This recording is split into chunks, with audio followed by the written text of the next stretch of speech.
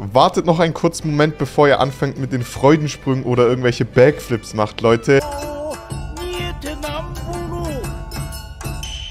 Aber eine Fortsetzung der Unlimited Cruise-Reihe ist, denke ich, das, was sich auch sehr viele Fans der One Piece Spielereihe wünschen. Genauso aber auch eine Fortsetzung beispielsweise der Grand Adventure Reihe. Und warum das Ganze, sage ich jetzt mal, ein Thema ist, ich hatte schon länger vor, ein Video dazu zu machen. Jetzt habe ich es zeitlich geschafft, Leute. Ich freue mich wieder, endlich One Piece Gaming Content aufzunehmen. In letzter Zeit, wie gesagt, sehr viel Dragon Ball Content am Start gewesen. Aber lasst uns gemeinsam, sage ich jetzt mal, das ganze Thema anschauen und vor allem auch, wie wahrscheinlich ein One Piece Unlimited Cruise 3 in der heutigen Zeit ist. Bevor wir weitermachen, darf ich euch heute Holy vorstellen. Holy ist die erste echte Alternative zu ungesunden Softdrinks ohne Zucker oder künstlichen Aromen. Darunter gesündere Energy-Alternativen ohne Taurin, Zero-Eistee und mein persönlicher Favorit, die Hydration-Getränke mit hochwertigen Elektrolyten und Mineralstoffen. Ich persönlich gönne mir die Hydration-Drinks immer nach dem Gym oder in krassen Ranked-Sessions, Freunde, in Sparking Zero, weil da wird so unnormal geschwitzt. Digga, was? Nein, er hat sich geheilt. Hey, er spielt richtig dreckig, Digga. Er spielt richtig dreckig. Mein persönlicher Favorite-Geschmack ist Lemon Hydration, Leute. Das Ganze ist, finde ich, nicht zu süß. Hat so eine säuerliche Note. Ich meine, ich persönlich bin ja schon ein süßer Typ, dann muss ich auch nichts Süßes trinken. Falls du auch mal Holy testen willst, ist jetzt der beste Zeitpunkt. Ich würde dir ganz klar die Probierboxen empfehlen, mit denen habe ich auch angefangen. So bekommst du einen guten Überblick über die verschiedenen Geschmackssorten. Es gibt echt eine Menge Sorten. Und mit meinem Code MARU, Freunde, spart ihr 10% auf den gesamten Einkauf, beziehungsweise mit dem Code MARU5 spart ihr 5 € auf die erste Bestellung. Vertraut mir, Freunde, probiert's aus. Starten wir erstmal mit dem Ist-Zustand der One Piece Games aktuell, Leute. Das letzte Game, was wir bekommen haben, war One Piece Odyssey. Aber One Piece Odyssey war jetzt, sage ich jetzt mal, nicht der größte Erfolg, was die One Piece Games angeht.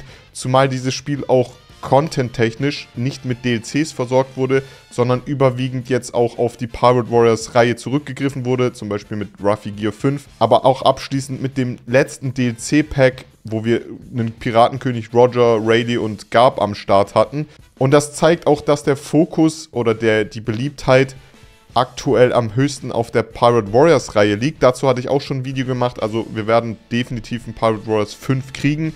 Ihr wisst aber, dass der Anime jetzt auch erstmal einen 6-monatigen Break hat. Das heißt, alles, was da, sage ich jetzt mal, auf uns zukommen wird, wird ein bisschen nach hinten verschoben. Außerdem haben wir jetzt auch noch eine Information bekommen, dass Bandai Namco bestimmte Projekte im neuen Jahr, darunter ein Naruto-Game als auch ein One Piece-Game, gecancelt hat. Auf welchen Grundlagen das basiert, ist noch nicht offiziell gemacht worden, was sehr schade natürlich ist im ersten Moment. Ich denke aber dementsprechend auch, sage ich jetzt mal, trotzdem eine Chance bietet und sinnvoll ist. Was meine ich damit?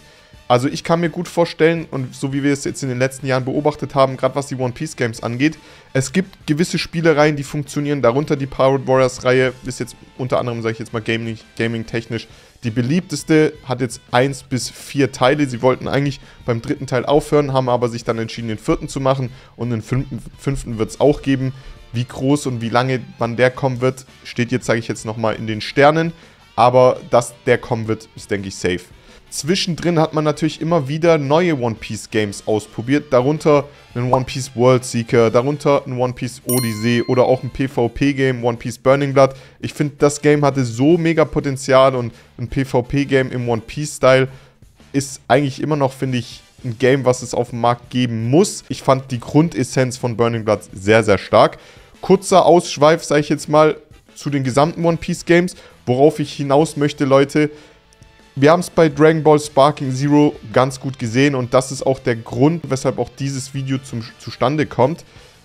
Die haben jetzt gesehen, dass das Ganze sehr gut funktioniert hat. Die offiziellen Verkaufszahlen von Sparking Zero werden jetzt, sage ich jetzt nochmal, in den nächsten Wochen, Monaten, denke ich, komplett ersichtbar. Aber allein schon, dass man in den ersten 24 Stunden über 3 Millionen Exemplare verkauft hat, dass die Vorbestellung von Sparking Zero alles auseinandergenommen haben und das Spiel an sich Geschichte geschrieben hat, sage ich jetzt mal, für ein Anime-Game, ist nichts Neues, ist nicht verwunderlich, weil das einfach eine unfassbar alte, bekannte Spielereihe ist. Und ich kann mir sehr gut vorstellen, dass wir eventuell gerade bei den One Piece oder auch Naruto Games, dass sie, sage ich jetzt mal, wieder back to the roots gehen Und da würde ich mir, sage ich jetzt mal, wünschen, dass Bandai Namco, die Publisher, als auch die Entwicklerstudios, sage ich jetzt mal, gemeinsam wieder solche alte Spielereien wie Unlimited Cruise wiederbeleben oder auch zum Beispiel einen One Piece Grand Adventure, weil sie haben gesehen, ey, mit Dragon Ball hat es funktioniert, warum nicht dem Ganzen auch mit One Piece einen Try geben? Und da wäre, finde ich, die Unlimited Cruise-Reihe perfekt.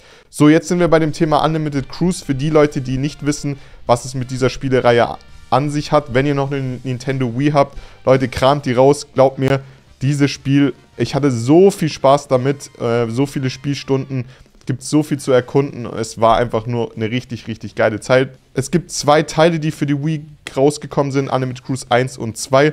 Das Ganze war so im Zeitraum von 2008, 2009 wurde das veröffentlicht. Und für die damaligen Verhältnisse muss ich an der Stelle sagen, wir hatten ein mega geiles Charakterraster.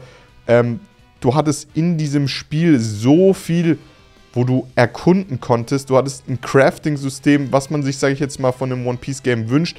Du hattest eine Art Open World mit den verschiedenen Inseln, aber die 1000 Sunny wurde auch mega gut benutzt. Du hattest die verschiedenen Bereiche, die du erkunden konntest und auch mit den jeweiligen Charakteren du interagieren konntest. Zum Beispiel gab es gewisse Gerichte, die du kochen konntest. Dafür bist du zu Sanji gegangen. Die haben dir dann im Kampf gewisse Vorteile geboten. Und um diese Gerichte zu kochen, hast du natürlich die einzelnen Materialien gebraucht. Du konntest einfach angeln, Seekönige angeln gehen und sowas. Und dann hattest du die Zutaten dafür. Ich finde, die haben für die damaligen Verhältnisse alles richtig gemacht. Und es wäre auf jeden Fall mega geil und auch unfassbar sinnvoll, diese wiederzubeleben.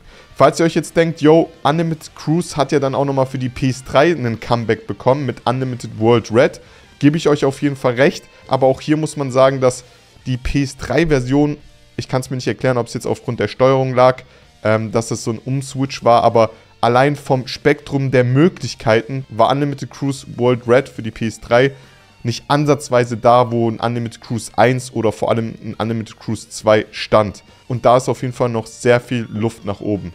Und ich kann mir sehr gut vorstellen, klar, das Ganze ist damals für die Nintendo Switch gewesen, da hatte man auch die Funktionen der Switch unterstützt. Und gerade auch was das Gameplay und sowas angeht, dass man dann irgendwie mit diesen Nunchakus dann, die musste man dann anschließen und dann konnte man, sage ich jetzt mal so, rennen. Aber ich habe da so viel coole Erinnerungen mit diesem Spiel, gerade auch was den Versus-Modus angeht, weil du schon so viele verschiedene Charaktere hattest innerhalb des Spiels, die es zum Beispiel in anderen One Piece Games gar nicht gab. Ein Beispiel war der eine von Skypiea, dieser Urhäuptling, sage ich jetzt mal, der auch in diesem Spiel vertreten war. Es gab sogar da auch Character Cost, sodass das Ganze auch ein gewisses Balancing hatte und Charaktere, bei denen man nicht mal wusste, was für Moves sie haben, zum Beispiel Doflamingo, waren aber auch schon im Spiel vertreten und das fand ich so unglaublich. Genauso auch ein Shanks oder die Kaiser an sich, ein Whitebeard und ein Blackbeard und sowas. Also charaktertechnisch mega abgeliefert im Gesamten. Also du hattest einen Hauptstory-Pfad, aber du wurdest jetzt nicht gezwungen, das oder jenes zu machen, sondern du konntest alles in deiner Geschwindigkeit, in deinem Tempo machen und es war, sage ich mir jetzt mal, einfach komplexer. Ich kann mich noch erinnern, der Kampf gegen Garp, Freunde, war so unfassbar schwer. Du musstest zu irgendwelchen Tricks greifen, um ihn beispielsweise mit Chopper oder Nami oder mit irgendwelchen Items schlafen zu legen. Und ich weiß noch, Chopper habe ich damals irgendwie oft genutzt, weil der so einen Schmetterangriff hatte, der unfassbar stark war. Das sind aber so Elemente, so Kleinigkeiten, die es in den heutigen Games gar nicht mehr gibt, weil sie einfach viel zu einfach geworden sind. Kommen wir abschließend zu dem Thema, wie wahrscheinlich ist es, dass wir einen Unlimited Cruise kriegen. Ich würde es mir, wie gesagt, wünschen, aber an der Stelle soll natürlich auch gesagt sein, es ist jetzt eine Spielereihe, die seit 10 Jahren, sage ich jetzt mal, abgeschlossen ist. Also die Hauptstory, die es da gab mit dem fiktiven Charakter Gabri, der sozusagen im Spiel eingeführt wurde, ist einfach abgeschlossen worden durch Unlimited Cruise 1 und halt natürlich 2.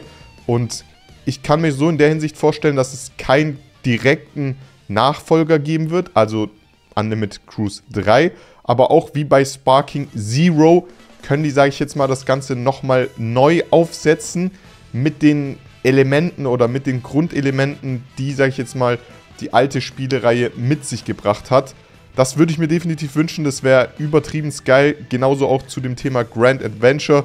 Vielleicht werde ich dazu auch mal ein separates Video machen, falls ihr da Bock drauf habt. Jetzt, wo ich die ganze Zeit über Unlimited Cruise gesprochen habe und das Ganze, sage ich jetzt mal, nochmal so verinnerlicht habe und vors Auge geholt habe, habe ich echt wieder Bock, diese Spielereihe zu spielen. Und das zeigt ja schon, wie gut die zur damaligen Zeit gestaltet worden ist, dass man einfach immer noch, sage ich jetzt mal, Bock hat, weil es einfach so groß und so gigantisch ist. Es fühlt sich wirklich so an, als ob man in diesem perfekten One Piece Spiel teilweise ist. Ich habe dazu auch schon ein ausführliches, separates Video gemacht, Leute. Dass du einfach selber ein Teil bist in dieser One Piece Welt. Was halt immer noch fehlt, dass man so ein Spiel hat, wo man seinen eigenen Charakter erstellen kann, seine eigenen Fähigkeiten, Haki, Teufelsfrüchte, etc. Das Fass will ich hier an der Stelle gar nicht aufmachen. Aber ich finde, Unlimited Cruise war sozusagen am naheliegendsten oder hat es am bestmöglichen, sag ich jetzt mal so, rübergebracht. Und das für die damalige Verhältnisse, für die damalige Zeit auf der Nintendo Wii. Unabhängig davon, Leute, ich würde mir einen Nachfolger wünschen und ich hoffe so sehr, dass Bandai jetzt, sage ich jetzt mal, die Experimente, die sie jetzt gemacht haben mit den One Piece Games zur Seite legen. Wie gesagt, die Info, dass das neu kommende Game, was in Planung war, gecancelt wurde und dass die, sage ich jetzt mal, ein bisschen back to roots gehen. Und so wie Dragon Ball Sparking Zero eine alte Reihe wie Budokai Tenkaichi wiederbeleben, wäre unfassbar geil. Aber Leute, das war erstmal nur so ein Gedankengang von mir, der im Kopf geschwirrt hat. Ich wollte das Ganze einfach mal mit euch teilen. Und ich würde sehr gerne wissen, wie ihr zu dem Thema steht, Leute. Denkt ihr, sowas ist möglich? Hättet ihr überhaupt Bock auf sowas? Lasst mich das in den Kommentaren wissen. Und so viel zu diesem Thema, Freunde. One Piece Unlimited Cruise 3, Freunde. Crazy, Alter. Vielleicht dann für die Nintendo Switch. Beziehungsweise da soll, glaube ich, auch irgendwann jetzt demnächst die neue Nintendo Switch kommen. Aber zu einer PS5-Edition würde ich auch nicht nein sagen.